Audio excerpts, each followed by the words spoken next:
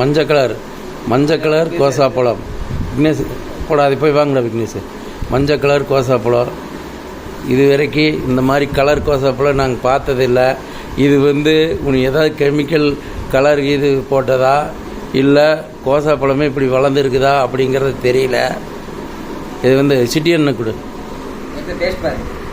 இல்லை வாங்கி சாப்பிடல, எழுதி சாப்பிட்டு பாரு எப்படி இருக்குதுன்னு.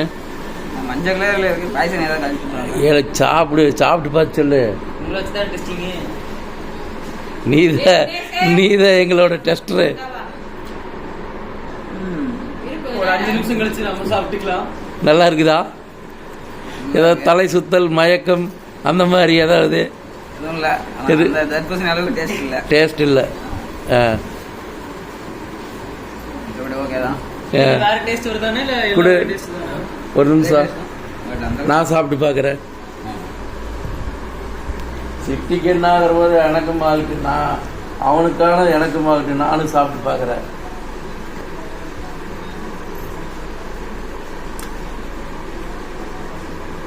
நல்லா தான் இருக்குது, அதே மாதிரியே தான் இருக்குது. ஆனால் கலர் தான் மஞ்சள் கலர் இருக்குது. அந்த அளவுக்கு டேஸ்ட் வரணும் வரலண்ணா.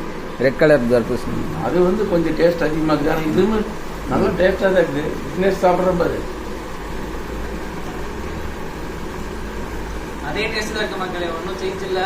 ஜஸ்ட் இனிப்பு மட்டும் இன்னும் நல்லா இருக்குதுன்னா அந்த நல்லா சவப்பா இருக்கு அந்த மாதிரியே இருக்கும். டேஸ்ட் கொஞ்சம் கம்மியாக இருக்குது. ஆனால் வளர்ந்ததே இந்த மாதிரி தான் வளர்ந்துருக்க மாட்டேங்குது. இதெல்லாம் கலர் எல்லாம் மிக்ஸ் ஆகலையாட்டாங்குது. வாஸ்மில் வியூவர்ஸ் எல்லாருக்குமே இது வரைக்கும் நாங்கள் இந்த மாதிரி பார்த்ததில்லை. மஞ்சள் கலர் தர்பூசணியை, கொசாப்பழம் நீங்கள் சொல்லுவோம் தர்பூசணியை. எங்களுக்கு இது புதுசாக இருக்குது மஞ்சள் கலரில் பார்க்கும்போது. நீங்கள் எங்கேயாச்சும் பார்த்துருந்தீங்கன்னா மறக்காமல் கமெண்ட் பண்ணுங்கள், லைக் பண்ணுங்கள். ஐயோ